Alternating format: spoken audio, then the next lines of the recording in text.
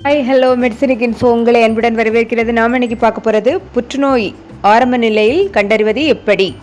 புற்றுநோய் என்ற வார்த்தையை கேட்டாலே அனைவருக்கும் அபாயகரமான விளைவுடன் கூடிய ஒரு ஆபத்தான நோய் தான் நினைவுக்கு வரும். புற்றுநோயை ஆரம்ப நிலையில் கண்டறிவதை நோய் தாக்கிய நபரை அதிலிருந்து மீட்பதன் முதல் படி. முதல் நிலை, இரண்டாம் நிலை என்று புற்றுநோயை 4 நிலைகளாக வகைப்படுத்துகின்றன. இதில் முதல் நிலையிலே நோயை கண்டறிந்துவிட்டால் அறுவை சிகிச்சை மட்டும் போதுமானதாக இருக்கும். ஆனால் பெரும்பாலான நோயாளிகள் நோய் முற்றிய 4ஆம் நிலையில்தான் சிகிச்சைக்கு வருகிறார்கள்.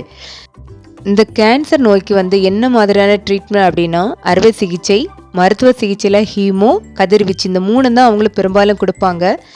பெரும்பாலான நோயாளிகள் முற்றிய நிலையில்தான் நம்ம ஹாஸ்பிட்டலுக்கே வருவாங்க. அப்போ அவங்களுக்கு ஒன்றுமே பண்ண முடியாது. அவங்க லைஃப்பை கொஞ்சம் எக்ஸ்டெண்ட் பண்ணலாம் அப்படின்னா அந்த கதிர்வீச்சு சிகிச்சை கொடுப்பாங்க. இப்போ இந்த 2ஆவது நிலை 3ஆவது நிலையில் வரும்போது அறுவை சிகிச்சையும் செய்து அந்த ஹீமோவும் கொடுத்து பேஷண்ட்டோட லைஃப்பை எக்ஸ்டெண்ட் பண்ணுவாங்க. எந்த ஒரு நோயாக இருந்தாலும் அந்த நோய் வர்றதுக்கு முன்னே சின்ன சின்ன அறிகுறிகள்லாம் தென்படும். பெரும்பாலான நேரங்களில் நம்ம அந்த அறிகுறிகள்லாம் அலட்சியப்படுத்திடுவோம். அதனால தான் நாம் முற்றிய ஸ்டேஜில் வர்றது. அதனால் எந்த காரணத்தை கொட்டும் சின்ன சின்ன அறிகுறிகள் கூட நாம் அலட்சி செய்யக்கூடாது. அப்படி அலட்சி செய்யாமல் இருந்துச்சுன்னா கண்டிப்பாக அந்த நோயை நம்ம முற்றிலும் குணப்படுத்திடலாம். புற்றுநோய் பல வகைப்பட என்பதால் அதன் அறிகுறிகள் ஒவ்வொரு புற்றுநோய்க்கும் வேறுபடுகிறது. வாய் புற்றுநோயாக இருந்துச்சுன்னா பல் விழுதல், பல் துலக்கும் போது இரத்த கசிவு, வாயில் கட்டிகள் தென்படும். நுரையீரல் புற்றுநோயை இருப்பவருக்கு தொடர் இருமல், சளி, மூச்சு விடுவதில் சிரமம் ஆகியவை இருக்கலாம். வயிற்று புற்றுநோயின் அறிகுறிகளாக மலச்சிக்கல், லூஸ் மோஷன் மாறி மாறி வரும். அதனால் மலக்குடல்லேருந்து இரத்த கசிவு, இரத்த சோகை, டயர்ட் இந்த இவ்வளவும் ஏற்படும். இரைப்பை புற்றுநோய்க்கு இதே மாதிரி தான் இரத்த கசிவு, இரத்த சோகை, டயர்ட், பசியின்மை இருக்கும். எலும்பு புற்றுநோயாக இருந்துச்சுன்னா கைகளில் கால்களில் ஆங்காங்கே சிறு சிறு கட்டிகள், அது பக்கத்தில் சின்ன அடிபட்டுனா கூட அந்த எலும்பு முறியக்கூடிய நிலைமை, அன்எக்ஸ்பெக்டட் வெயிட் லாஸ் இந்த மாதிரி இருக்கும்.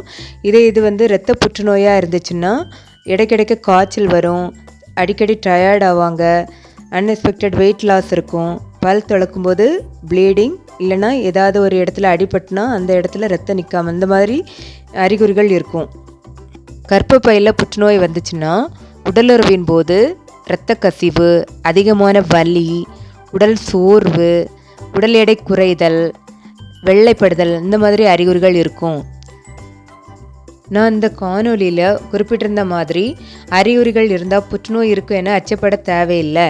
வேறு சில காரணங்கள்னாலும் இந்த மாதிரி அறிகுறிகள் இருக்கும்.